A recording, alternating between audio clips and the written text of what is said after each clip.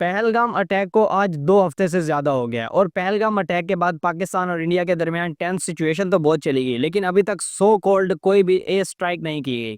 यानी कि कोई भी इस तरह की एक्टिविटी परफॉर्म नहीं की गई जिसकी वजह से जंगी सूरत हाल जो है वो आगे बढ़ सके। यानी कि सरहदों पर तनाव तो बहुत है और कश्मीर एलओसी के ऊपर तो फायरिंग का तबादला, सियालकोट सेक्टर का फायरिंग का तबादला तो हर दूसरे दिन देखने को मिल रहा है। लेकिन अभी कोई भी जंगी जुनून जो है वो इस तरह नहीं देखा कि किसी ने किसी के इलाके के ऊपर हमला कर दिया हो। लेकिन दावे जो हैं वो इंडिया की जानिब से हर रोज़ किए जा रहे हैं। ज़ाहिर है जैसे ही वाक़या पेश हुआ और इंडिया ने पाकिस्तान के ऊपर इल्ज़ाम लगाया और जवाबी हमले के अंदर पाकिस्तान का पानी बंद किया, जिसके अंदर आपको पता है फिर मामला जो है वो फ़ौजी तनाव की जानिब चले गए।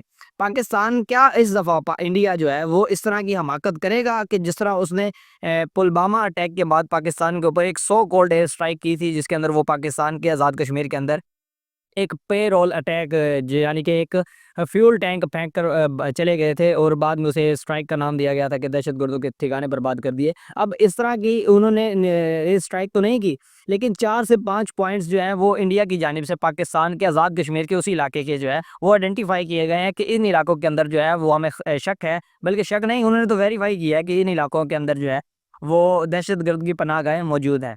अब कल अता तारण और उनके साथ इंटरनेशनल मीडिया उस इन इलाकों को विज़िट किया है और बताया कि ये सियाती इलाका है और जिन इलाके जगहों को वो आइडेंटिफ़ाई कर रहे हैं वो वैसे सियाती इलाका है और 1-2 वहाँ पर गर्ल्स स्कूल्स हैं। तो ऐसा कोई चक्कर यहाँ पर नहीं है। अब इसके अंदर भी ज़ाहिर है इंडिया को जो है वो इंटरनेशनली मार पड़ती है। लेकिन वो इंटरनेशनल प्रेशर को किसी चीज़ को नहीं करते, परवाह नहीं करते। वो परवाह करते हैं तो सिर्फ़ अपने वोट बैंक की। ज़ाहिर है अब मोदी सरकार ने जो है वो कह दिया है कि हम पाकिस्तान पे हमला करेंगे। तो कुछ ना कुछ तो करके दिखाना है ना, चाहे पाकिस्तान का एक चक्कर ही क्यों ना लगाएँ। लेकिन अब चक्कर लगाना जो है वो इतना आसान नहीं रह गया। वो इस तरह हो गया कि पाकिस्तान का जो प पह पुलवामा अटैक का जो वाक़या था उस दौरान हमारे पास जो जनरल था, जनरल बाजवा, वो एक सॉफ्ट कॉर्नर रखता था। लेकिन जनरल आसिम मुनीर का इस मामले में पहले ही क्लियर कट कह चुके हैं कि ईंट का जवाब पत्थर से होगा। बल्कि न्यूक्लियर पावर इस्तेमाल करने तक का जो है वो दावा इस साइड से कर दिया गया। हालाँकि ये मैं इस चीज़ को कंडेम करता हूँ कि इस तरह के अगर आप न्यूक्लियर इस्तेमाल करेंगे तो उनके पास भी न्यूक्लियर है और फिर कुछ भी नहीं बचेगा, दोनों साइडें तबाह हो जाएँगी। बहरहाल उन्होंने कहा है कि हम ईंट का जवाब पत्थर से देंगे, तो ज़ाहिर है फिर अगला बंदा जो है वो